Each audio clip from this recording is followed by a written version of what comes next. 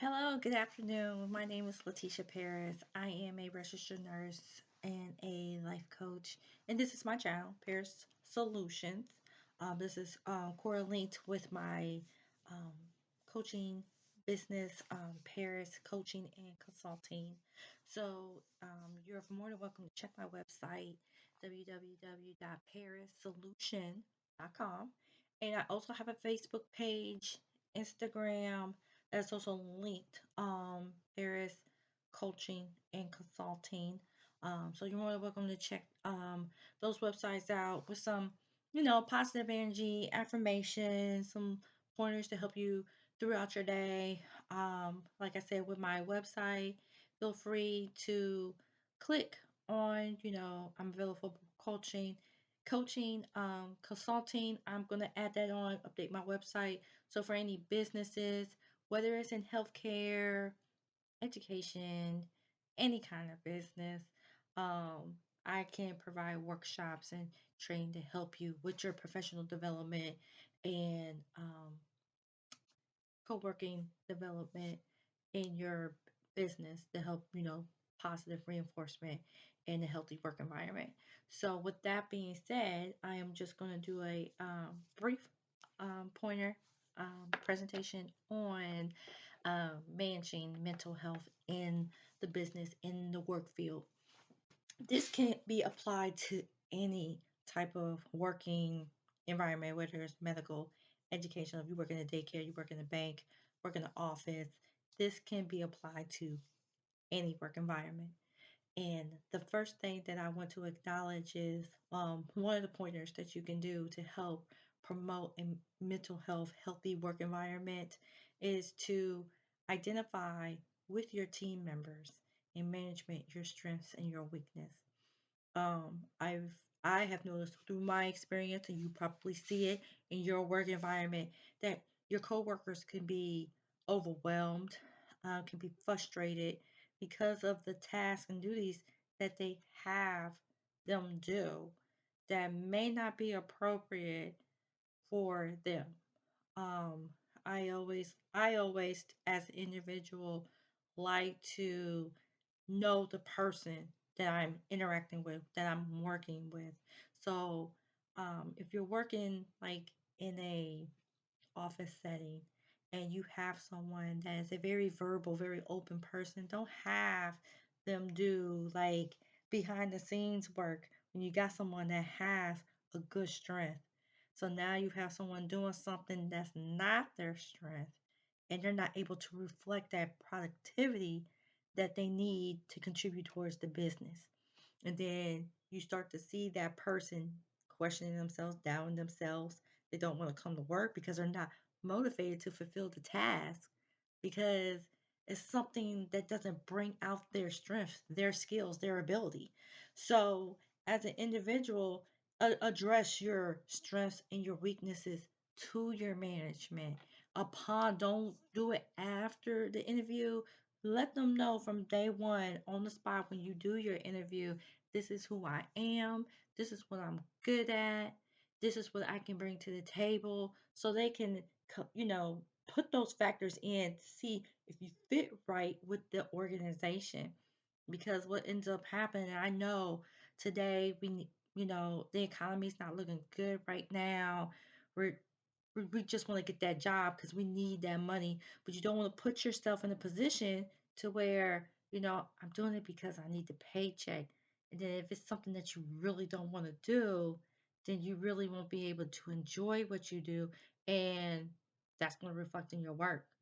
So identify the strengths and weaknesses. So what you can do as a manager is not just wait till the yearly reviews. You know, when you have like 15 minutes of downtime, go on the floor, talk to your staff, talk to your coworkers, see how they're doing, see how they're feeling. You're not, be aware, be observant with your people so you can know, like, what can we do to reinforce those strengths, and what do we need to do as far as your weaknesses? What can we do, to help you make those weaknesses turn into a strength? Okay. The other thing that I want to acknowledge, which kind of goes with what I just said, with number two, the other pointer would be to assess the workload.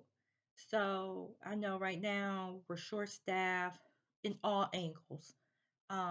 Sometimes a person is taking the workload of two or three people. This is where the teamwork comes in at. So I need to be able to know in the work environment that I'm in, I need to be able to look around and be like, okay, if I'm sinking, do I have someone here that's going to grab me by the hand and help me up? You know, if you have that downtime, are you willing to help that person that you see that is struggling on the side? So that teamwork is very important. Being that team player is very important. And what is being a team player? I'm there for you. When I'm good, I'm gonna make sure you're good. And if we keep that energy, that pattern around in that work environment, that's gonna help. But at the same time, be mindful that, okay, let's not let it be the same person. If I'm a manager and I'm seeing that this one person is doing it all, then now we're abusing their talents, we're abusing their efforts, and that's going to trigger a burnout because I'm doing so much, I'm giving, and I'm not getting anything in return. So on the management side, make sure that we're providing that reinforcement that we see from people that are stepping up. So that comes into another pointer, number three, positive reinforcement.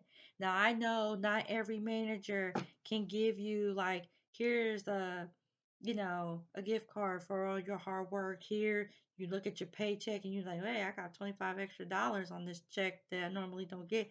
I understand that not every job is able to do that, but letting the management be present and letting them know to their people that are working for them, the coworkers that are working for you, let them know, and don't and be sincere with it, be meaningful with it, and not necessarily having to be verbal with it, but you can, if you're caught up with your meetings and you got a good 30, 45 minutes, that's two or three breaks that you give to some of your people. Like, hey, I see that you're doing good, you're working hard and everything here.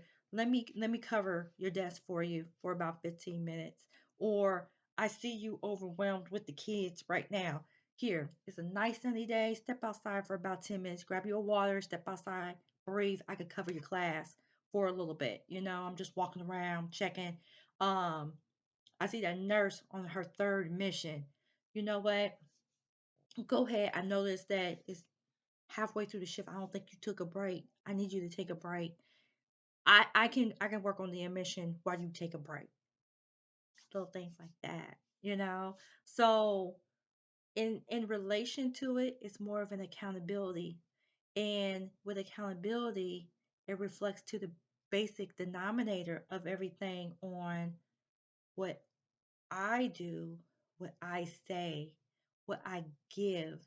It's the same thing that I would want the other person doing for me. That golden rule: do for others as others do for you, right? So, the next thing that will fall into place with that, my fourth tip, would be, and you're in a work environment that can provide resources. Now, I understand that, people say don't bring your personal to work. Sometimes it's easier said than done. I've had my moments where I'll sit in the parking lot, take a deep breath, I'm gonna meditate for about 5 minutes, get in, you're doing your thing, and then sometimes your mind is a beautiful yet dangerous thing.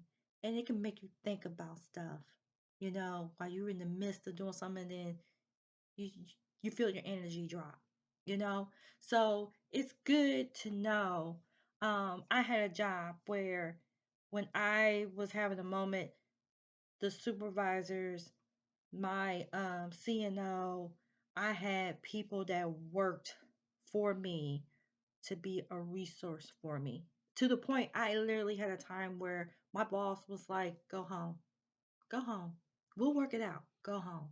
Don't worry about the patients. We'll work it out. You go home. And it's good to have people to recognize, because the last thing you want to do is not only harm yourself, but accidentally harm someone else. and you don't mean to. In your mind, if you're not in the right place, that can happen. So check with your job. Have someone in your human resources that can give you those information. They should be like some employee assistants. If you're coming from a small business angle to where they don't have a human resources, but your boss, ta-da! I'm a life coach. Reach out to me, if you hey, are you willing to come to the job and, you know, help my staff, my team, de-stress, learn how to de-stress and if you need someone to talk to, those are the resources that you need. If you have a strong community that has a church or anything, that volunteer that they're willing to help you, you know, there are plenty of programs in your community that can help you with that as well. So if you're in a bigger work setting, check your human resources because they should have an employee assistance program. It's usually called EAP, and that's legal to have that.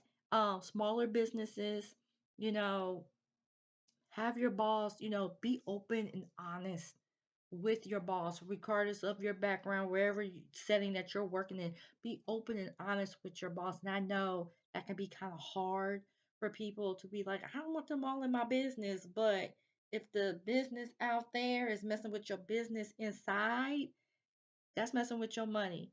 And, I'm being transparent. I don't want nothing outside messing with my money. So I'm going to be open, and I need to be open with my boss. I need to be open to whomever my leader is and say, hey, I'm having this moment. Is there someone that I can talk to? Or, hey, this is the situation I'm in. Do you know anyone that can help me? Okay? Because let's be honest, everybody, we are all different individuals. We all come from different family settings. And what we have is not always, rainbows and unicorns. So we need, and especially in the time that we're in with the economy, I just saw on a post on Facebook, my friend was telling me that gas is 4.69 right now in Ohio. Now I know West Coast, y'all probably at $6 if we're pushing five here. So those little things, increased cost of gas, increased cost of food, that those little things can weigh on a person. So have the resources that are available to help. And that's not necessarily with personal issues. Maybe the person is getting overwhelmed with the work environment, the tasks and the responsibilities that they have. Maybe they need more training, maybe they need more refreshment. So having a mentor in your program to help those that are not competent, they want to get there but they can't get there. That's where your educators come in. That's where your mentors come in. That's where your people in human resources should have some type of program, something to help you better, be better. Okay. And the last thing that I want to address, because I can go on and on and on about, mental health and in the work environment and stuff. But the last thing I want to say is have the foundation once you start having the people know your boundaries. Okay. Um, if you are an introvert and you're not much of an interactive person in your work environment and people want to talk to you, let the boundaries be identified right then and there with your boss, with your coworkers. Place those boundaries because some people can go so far. Some people will push it so far. You may not be the type of person that likes to put your personal business together. I'm with you at work. I appreciate you. You know, we work good together. But once I clock out, that's that's it. Okay? And there's nothing wrong with that. If you want to hang out with your coworkers, that's fine. But let them understand, address your boundaries, how far you will go. Because I've seen it with my own eyes. You stretch so far, you got everything intertwining with each other, and then the minute something happens, you want to know, well, how does the whole building know my story? And how does uh, the gossip, all that toxicity, why is that happening? Because you're not addressing your boundaries, you know? And it's okay to make new friendships, new relationships, but address the boundaries in your work environment because that can cause the toxicity for you because you can't focus because you see somebody looking at you and you're like, well, this person know X, Y, and Z. Now you all exposed and you trying to do your job. So address the boundaries, management. Encourage not just a monthly, quarterly meeting. If you have to send out those emails, if you have to pop up on the in the work environment, on the floor, have pull them aside, and bring them in your office and just say, I just want to talk to you. Make sure everything's okay. Is there something that I need to know that I need to nip in the bud? Or is there something that we need to reinforce? And of course, I know as management, it could be so frustrating because it's like, okay, the first thing they're gonna say is like your lunch food, cafeteria food suck. I need a raise. I need a raise, and we need more equipment. You know, it's always the same thing. Like I said, doesn't matter what background you're in, what work environment you're in. It all comes down to the same thing. And as a manager position, you're just like, ugh. But if you just listen to your people, listening to your people, that will help a long way. Because despite the chaos and everything that's going right now, I guarantee you, your co-workers, the people that work for you, will stay and appreciate because they can say, "My boss listens to me. My boss advocates for me." So those are things that you want to consider in your work environment. And it's okay to have, a meeting. Let's be open, let's be honest. We're all adults, and we need to be able to remember that we are all adults. And if the energy that you're bringing to the table, if it's not right, don't say it, don't do it, because you're going to fool around, say something, and do something you can't take back. So, reinforcing, as I will re elaborate, identify your strengths and weaknesses, assess the workload, assess the environment, to the individual, who, building teamwork, being a team player. And I can go on with another video and make exercises or demonstrations about teamwork exercises that you can do in the work environment. Providing that positive reinforcement, um, having the resources to help you. And of course, like I said, there's a wide spectrum between a larger corporation to the smaller businesses that don't have a human resources a department. When you have like that husband and wife team, that is everything. But you need to be able to have those resources still, even if you don't have a human resources department, have the resources to help your coworkers when they're dealing with a situation. Who can they reach out to? Who can they lean on for assistance? And then the last thing, like I said, address the boundaries. Address the boundaries. Okay? You need to be able to address your boundaries. And if you don't know how to speak, or if you're not comfortable being able to say, okay, this is what I feel, this is where I want to stop at, you know, talk to your manager, talk to your leader in your group, and just be like, hey, I'm not trying to start any conflict or anything, but I just want to address my boundaries so I can be a productive team player in my own way. Okay. So, yay. I'm excited about this. This is really good. Again, if you're in the Columbus, Ohio area or in the Ohio area and you would like me to come to your business, come to your job, to talk about this, I am more than welcome to help you with that. Again, check my website, parasolution.com, if you would like to follow up or reach out to make an appointment or time. And feel free to leave a comment below. Um, you know, keep it positive. If you out there that are watching the video, if you got anything good that you want to add on or share your experience about, that working environment, please do so because this is all about helping each other. and that's just my whole goal with my peers coaching and consulting is taking what we have, what we grow, when we elevate, take that, pass it on, bring it up too. Um, so again, thank you so much. Just keep out for my channel, watch out for the videos. Y'all have a great day, okay? All right, bye.